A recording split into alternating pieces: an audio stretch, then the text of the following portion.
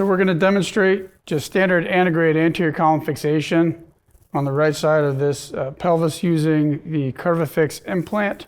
So I've marked out the ASIS, tip of the greater troch, just to help with our entry portal here. So just percutaneous entry. We've got our inlet view right now. All right, good. So I like that starting point and that trajectory. Just come to the outlet view, please. Good hard outer cortical bone.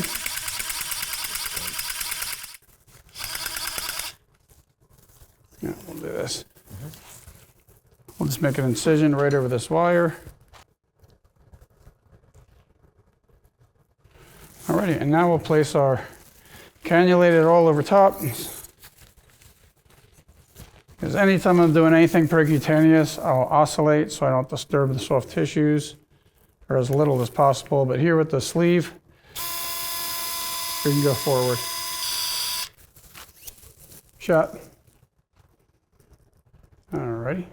Check the inlet view, please. So I'd like to have a little more cranial aim so we're not aiming right at the joint. So we're just going to adjust the trajectory.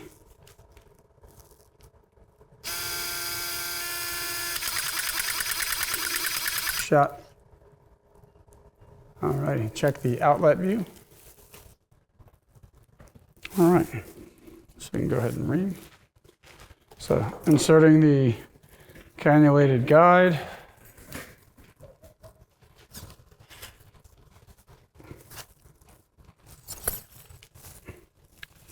For the opening reamer. And again, these are notched, so you want to seat this so that the notches just engage the outer table. All right, great. So our notches are just about to engage that outer table. We'll go a bit further, and then we'll back it all out. So I put in our soft tissue sleeve protector, goes right in the hole that we reamed, and then our 2.0 millimeter steerable guide wire goes in.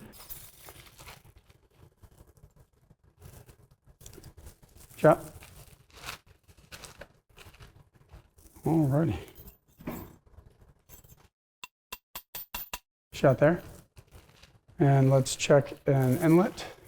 So while it's good to be as exact and precise as you want with your starting point and your trajectory, you can be less than perfect with that using the CurvaFix implant because of its design and its ability to navigate sinuous corridors. All right, great. So we're aiming a little posterior and a little high, which is where I want right now. So now that we're across the dome of the acetabulum, we're just going to navigate it into the supraobturator foramen part of the ramus.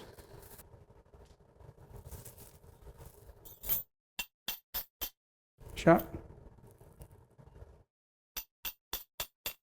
Shot there. Shot there. And again.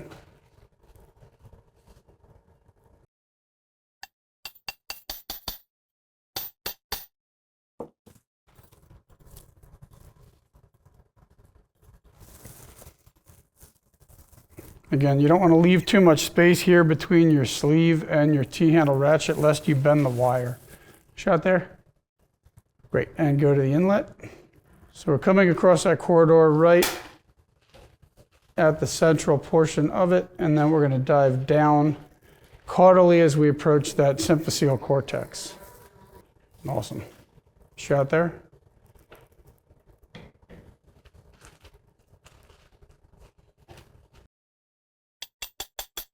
Shot there. So now we're going to dive a bit anterior and caudal. Shot again. There's that way. Shot. All right, so now the steerable guide wire is through the cortex.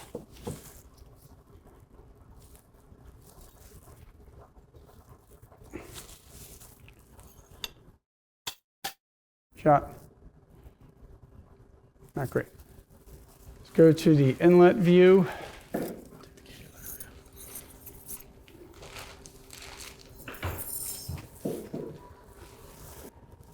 Great. right, so we're coming out a bit anterior and caudal, so we'll get great cortical purchase.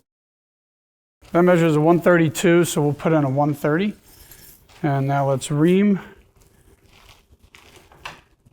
And you could ream one of two ways. You could ream with a 7.0 reamer for the 7.5 implant, or you could ream up to an 8.0 reamer, depending on if you want your implant to expand, because it will expand about 8 millimeters, so a 130 can extend to a 138.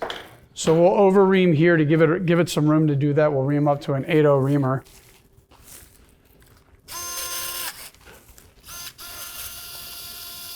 Shot. So we're going with the 8.0 reamer now. Shot there. All right.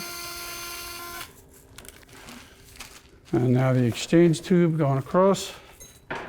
Shot there, just to confirm that it's fully seated.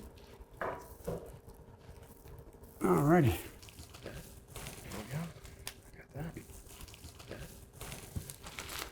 And the 1/6 driving guide wire goes in, shot.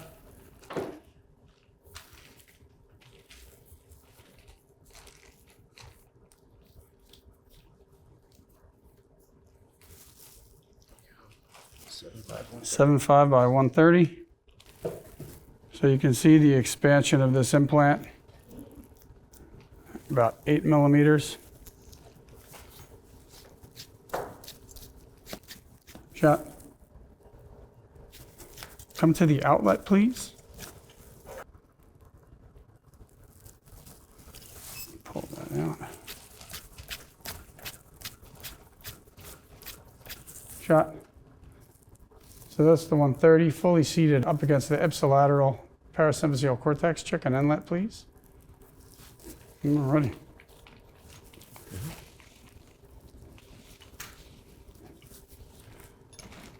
At this point, you can lock it.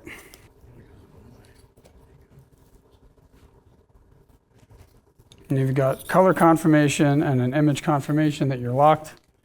And then you can remove the inserter.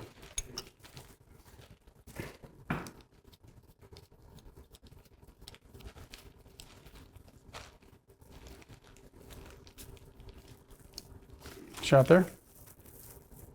And there's your anterior fixation.